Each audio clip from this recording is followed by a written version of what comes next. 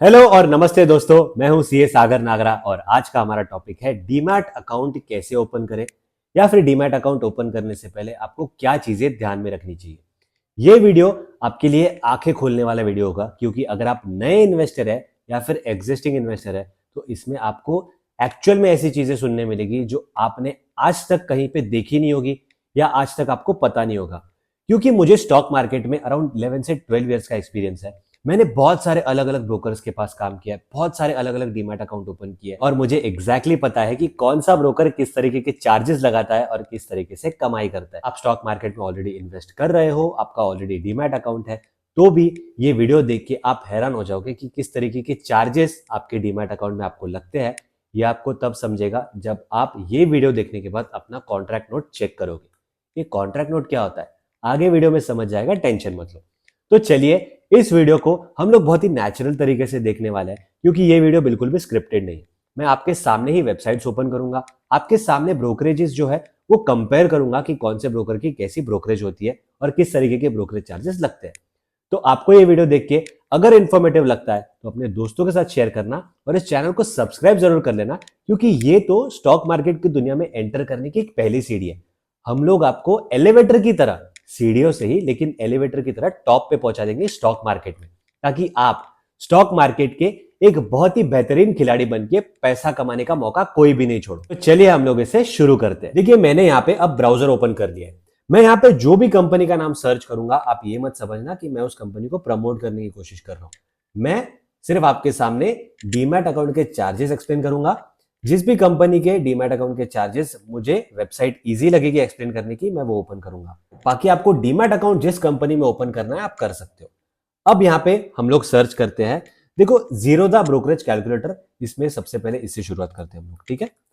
Zerodha brokerage calculator, ये मैंने यहाँ पे सर्च किया। अब यहाँ पे स्क्रीन पे जैसे फर्स्ट ही आ रहा है तो मैं इस पे क्लिक करके देखता हूं। अब यहाँ पे आपके पास चार ऑप्शन आ रहे हैं। पहला है इंट्राडे इक्विटी।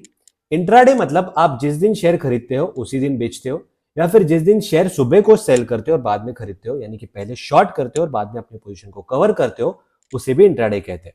तो आप अगर इंट्राडे ट्रेडिंग करते हो तो उसके लिए यहाँ पे ऐसी ब्रोकरेज लगेगी। डिलीवरी में यानी शेयर्स खरीदते हो और अगले दिन 1 महीने बाद, 2 महीने बाद, 3 महीने बाद, 3 साल बाद, 4 साल बाद, 5 साल बाद, 10 साल बाद बेचते हो, तो उसे डिलीवरी इक्विटी कहते हैं। तो उसमें कैसे ब्रोकरेज लगेगी। उसके बाद में फ्यूचर्स आता है, उसके बाद में ऑप्शंस आता है।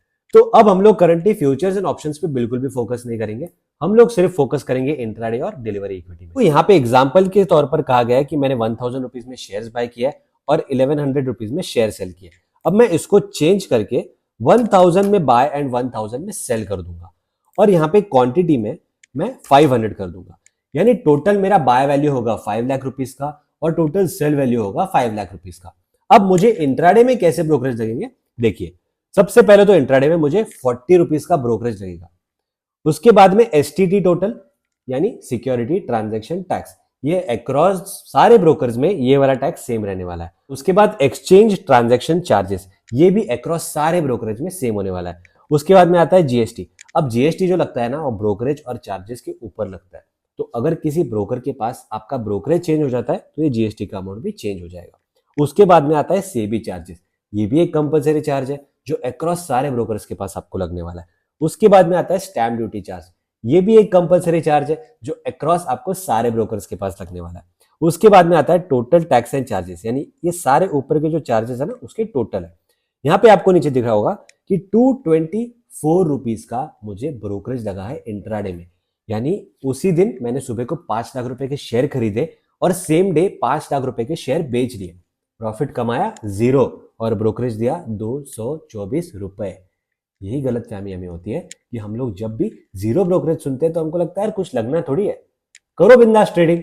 लेकिन जब भी बाद में हम लोग साल के एंड में हमारा जो स्टेटमेंट है वो ओपन करते हैं, तब पता चलता है कि भाई 1.5-2 लाख रुपए तो हमारे चार्जेस में ही उड़ गए। यही सारी चीजें आपको एज ए न्यू इन्वेस्टर जानना बहुत जरूरी है। अब यहाँ पे हम लोग डिलीवरी इक्विटी में चेक करेंगे। 1000 रुपीज में हमने शेयर बाय किया, सेल रेट भी मैं 1000 कर देता हूं और यहाँ पे जो क्वांटिटी है वो मैं 500 कर देता हूं। यानी सेम 5 लाख रुपए का शेयर्स खरीदे और 5 लाख रुपए के शेयर्स बेच दिए। अब यहां पे आप इंटरेस्टिंगली देखोगे तो इंट्राडे में ब्रोकरेज 40 रुपए था और डिलीवरी में ब्रोकरेज जीरो ने 0 कर दिया, यानी आपको कोई भी ब्रोकरेज देने की जरूरत नहीं है। उसके बाद में एसटीटी तो हर जगह पे लगना है, एक्सचेंज ट्रांजैक्शन चार्जेस हर जगह पे लगना है, जीएसटी अगेन जैसे मैंने बोला कि वो चार्जेस पे और ब्रोकरेज पे डिपेंड करता है, सेबी चार्जेस हर जगह पे लगना है, स्टैम्प ड्यूटी हर जगह पे लगना है। उसके बाद पॉइंट्स टू ब्रेक इवन यानी वो राउंड ऑफ है, आपने 5 लाख रुपए के स्टॉक्स खरीदे और आपको चार्जेस लगे 1112 रुपए। डिलीवरी में स्टॉक खरीदे तो आपको कौन सी चार्जेस ज्यादा लगते हैं, ये एसटीटी देख रहे हो, 125 का सीधा हो गया 1000 रुपए। यानी एसटीटी आपको ज्यादा लगता है जब भी आप शेयर की डिलीवरी लेके उसे बेचते हो। तो हम लोग यहाँ पे जीरोधा का ब्रोकरेज कैलकुलेटर क्लोज करके अपस्टॉक्स का ब्रोकरेज कैलकुलेटर स्टार्ट करेंगे। इसके अंदर आपको एक बहुत इंटरेस्टिंग चीज देखने मिलेगी। मैं यहाँ पे ओपन कर रहा हूं अपस्टॉक्स ब्रोकरेज कैलकुलेटर। ये कैलकुलेटर थोड़ा सा अलग है क्योंकि इसमें हमको पहले ही स्टॉक का नाम डाल लेना होता है कि हमको किसका ब्रोकरेज चेक करना है।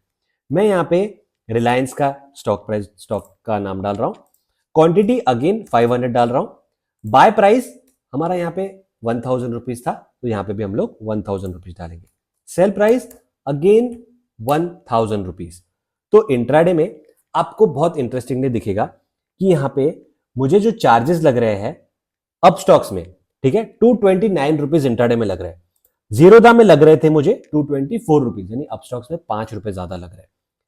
उसके बाद में अप स्टॉक्स में अगर यही पोजीशन में डिलीवरी में कर देता हूं तो मुझे लगता है 1187 का चार्ज, और जीरोधा में मुझे लग रहा था 1112, यानी लगभग 50 से 60 रुपए का डिफरेंस है। अब इसके अंदर मैं जो ब्रोकरेज हमारे सामने कैलकुलेट हुआ है उसे मैं बाइफरकेशन से चेक करूंगा। तो इसमें आपको दिख रहा होगा कि ब्रोकरेज लगा है, एसटीटी लगा है, ट्रांजैक्शन चार्जेस लगे हैं, डीपी चार्जेस लगे हैं, डीपी चार्जेस लगे हैं। जीरोधा में ऐसा कुछ देखा था क्या? बिल्कुल भी नहीं। यहां पे कैसे डीपी चार्ज लग रहा है? देखो, डीपी चार्जेस ये कंपलसरी चीज होती है। डीपी चार्जेस क्या होता है कि जब भी आप शेयर्स खरीदते हो वो शेयर्स आपके डीमैट अकाउंट में आते हैं, लेकिन शेयर्स डीमैट अकाउंट में नहीं रहते हैं। हर ब्रोकर को कंपलसरीली आपके जो शेयर्स है वो डिपॉजिटरी यानी सीडीएसएल और एनएसडीएल के पास ट्रांसफर करने होते हैं, और जब भी आप वो शेयर सेल करते हो तो आपके वो शेयर सीडीएसएल और एनएसडीएल से अपने डीमैट अकाउंट में आते हैं और वो सेल हो जाते हैं। तो ये प्रोसेस के लिए जो चार्ज लगता है उसे कहते हैं डीपी चार्जेस यानी डिपॉजिटरी चार्जेस। अब यहाँ पे इस अपस्टॉक्स ने तो 20 रुपए लगाए, जीरोधा में यहाँ पे हमारे सामने कोई भी बाइफरकेशन नहीं आया हुआ है, बट जीरोधा डायरेक्टली आपका जो स्टेटमेंट या फिर लेजर होगा उसमें से माइनस कर देगा। तो आपको अपना लेजर चेक करना होगा कि जीरोधा एक्चुअल में कितना माइनस कर रहा है, तो आपको एग्जैक्टली समझ में आएगा। अब ये जो डीपी चार्ज है ना, ये बहुत बड़े खेल की चीज है, क्योंकि कई ब्रोकर्स क्या करते हैं कि DP charge and other charge ये आपके कॉन्ट्रैक्ट नोट में रेफर करते हैं या ये लाइन डालते हैं, और उसके अंदर आपको 100, 200, 300, 400, 500, 600, 700, 800, 900, 1000 जितना चार्ज करना है उतना करते हैं। आपको तो समझता नहीं है, क्योंकि भाई कॉन्ट्रैक्ट नोट कौन खोलता है? तो कॉन्ट्रैक्ट नोट होता क्या है, मैंने पहले बोला था, अभी बताऊंगा। कॉन्ट्रैक्ट नोट वो होता है कि आप दिन भर में कुछ भी ट्रेडिंग करते हो, हर ब्रोकर को कंपलसरीली आपको उसका कॉन्ट्रैक्ट नोट यानी आपने क्या चीज कितने में खरीदे, क्या चीज कितने में बेची है, उसकी वैल्यू क्या होगी, क्या चार्जेस लगे हैं, कितने चार्जेस लगे, वो सारी डिटेल उस कॉन्ट्रैक्ट नोट में कंपलसरीली हर रोज भेजनी होती है। अगर कोई ब्रोकर नहीं भेजता है तो वो ब्रोकर इन डिफॉल्ट कहा जाएगा। तो इसीलिए जब भी आप ट्रेड करते हो अपना कॉन्ट्रैक्ट नोट जरूर चेक करना। ओके, सो ये डीपी चार्जेस बहुत बड़ा चीज है जिसके अंदर आपको बहुत सारे दूसरे चार्जेस लगाए जाते हैं। डीपी चार्ज कम करने के लिए आपको कई ब्रोकर्स के पास लेटर देना पड़ता है या फिर आपको फॉर्म देना पड़ता है कि हमें DP charges as per actual यानी जितना डिपॉजिटरीज लगा रहा है उतना ही लगना चाहिए। अगर आपका ध्यान नहीं होगा तो आपके चार्जेस लगते जाएंगे। इसके अलावा आपको डीमैट अकाउंट ओपन करने के लिए चेक करना है कि आपको एएमसी यानी एनुअल मेंटेनेंस चार्ज कितना लग रहा है। किसी ब्रोकर का 500 होता है, किसी का 750 होता है, किसी का 1000 होता है, किसी का 2000 होता है। वो चेक करे बिना बिल्कुल भी अकाउंट ओपन मत करना, क्योंकि ये एएमसी चार्ज आपको हर साल लगेगा, चाहे आप ट्रेडिंग करो या ना करो, ये एएमसी आपको पे करना पड़ेगा अगर आपका डीमैट अकाउंट चालू है तो। इसके अलावा आपको चेक करना है कि कौन सा ब्रोकर, अगर आप इंट्राडे में ट्रेडिंग करते हो तो कौन सा ब्रोकर आपको मार्जिन ज्यादा देता है। मार्जिन ज्यादा दे रहा है लेकिन उसके सामने इंटरेस्ट कितना चार्ज कर रहा है, बाकी चार्जेस कितना ले रहा है, वो भी आपको चेक करना है। सिर्फ ब्रोकर मार्जिन ज्यादा दे रहा है इसका मतलब ये नहीं कि आपको वो चूज करना है, आपको अदर चार्जेस भी चेक करने हैं कि मार्जिन के सामने कितना इंटरेस्ट लगेगा। तब जाके आपको एक्चुअल कॉस्ट समझ में आएगा कि आपने अगर लेवरेज पे ट्रेडिंग किया तो आपको कितना खर्चा एक्स्ट्रा लगेगा, ताकि आप वो प्रॉफिट में ऐड करो और उतना ज्यादा प्रॉफिट उस स्टॉक में से कमाओ। उसके अलावा आपको चेक करना है कि जो भी ब्रोकर के पास आप अपना अकाउंट ओपन कर रहे हो उसमें आप चार्ट्स तो डेफिनेटली यूज करोगे, तो वो चार्ट्स में आपको जो इंडिकेटर्स चाहिए वो एक्चुअल में उसमें है या नहीं, क्योंकि कई ब्रोकर्स के पास काफी अलग अलग चार्ट्स के वेरिएशंस होते हैं और उसमें हर इंडिकेटर होना पॉसिबल नहीं होता। तो आपको जो इंडिकेटर चाहिए वो उस ब्रोकर के चार्ट पे अवेलेबल है या नहीं वो चेक कर लेना। इसके बाद आपको चेक करना है कि जिस ब्रोकर के पास आप डीमैट अकाउंट ओपन कर रहे हो उसका सॉफ्टवेयर कितना फास्ट है और कितनी बार उसका एप्लीकेशन जो है वो हैंग होता है। ये बहुत इंपॉर्टेंट चीज है क्योंकि आपका एप्लीकेशन बिल्कुल भी हैंग नहीं होना चाहिए। डीमैट अकाउंट में ट्रेडिंग ये बहुत क्रूशियल पार्ट होता है। आप 1 या 2 सेकंड के लिए भी लेट हो गए तो आपका ट्रेड मिस हो सकता है, आपके प्रॉफिट जो है वो कम हो सकते हैं, आपके सामने आंखों के सामने होगा प्रॉफिट और आप बुक करते रहोगे, एप्लीकेशन हैंग हो जाएगा और बाद में प्रॉफिट पूरा खत्म हो जाएगा और आप सर पे हाथ लगा के बैठे रहोगे। इसीलिए सॉफ्टवेयर कितना फास्ट है, एप्लीकेशन कितना फास्ट है, ये चेक किए बिना अकाउंट ओपन मत करना। बहुत सारे ब्रोकर्स हैं, मैं इसके अंदर ट्रेडिंग कर भी रहा हूं, मुझे पता है कौन सा एप्लीकेशन लैग होता है, कौन सा एप्लीकेशन फास्ट चलता है। भाई ऐसे भी एप्लीकेशन, ऐसी भी कंपनीज है कि आप नाम बड़े बड़े सुने हैं लेकिन भाई एप्लीकेशन में बिल्कुल भी दम नहीं है।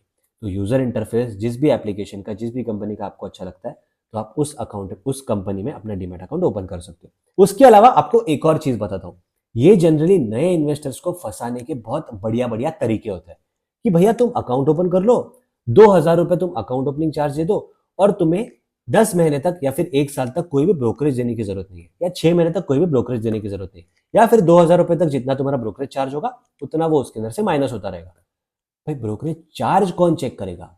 अब आपने बोला कि यार ब्रोकरेज चार्ज तो ठीक है ना, 40 रुपए लग रहा है, कहीं पे 20 रुपए लग रहा है तो उतना तो ठीक है, लेकिन कई बड़े ब्रोकर्स बहुत ही अलग अलग तरीके से ब्रोकरेज चार्जेस भी लगाते हैं, उसका कैलकुलेशन देखते हैं। सो यहाँ पे मैंने एक्सेल ओपन कर लिया है और कई ब्रोकर्स कहते हैं कि भाई तुम्हें इंट्राडे ट्रेडिंग के लिए ब्रोकरेज देने की कोई जरूरत नहीं, लेकिन अगर तुम डिलीवरी लेते हो तो तुम्हें 20 पैसा, 30 पैसा, 40 पैसा, 50 पैसा इस तरह का ब्रोकरेज देना पड़ेगा। अब आप बोलोगे यार 50 पैसा तो मैं दे ही सकता हूँ, लेकिन 50 पैसा पर 100 रुपीज के ट्रांजेक्शन पे होता है। उसका कैलकुलेशन कैसे होता है, यहाँ पे एक्सेल में आपके सामने मैंने ओपन किया है। 50 पैसा फॉर एवरी 100 रुपीज ट्रांजेक्शन, तो 5 लाख के ट्रांजेक्शन पे बनता है 2,500 रुपए का ब्रोकरेज।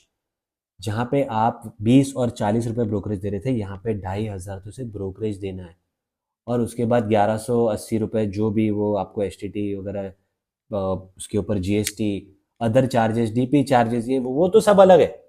यानी एक जगह पे आपको 1,100-1,200 रुपए लग रहा है, दूसरी जगह पे आपको 4-5 हजार रुपए लग जाएगा। तो समझ रहे हो आप, 5 लाख में शेयर खरीदो, 5 लाख रुपए में बेचो, ब्रोकरेज का चूना लगेगा आपको 4 से 5 हजार रुपए का। इसीलिए डीमैट अकाउंट ओपन करने से पहले ब्रोकरेज का जानना बहुत जरूरी है।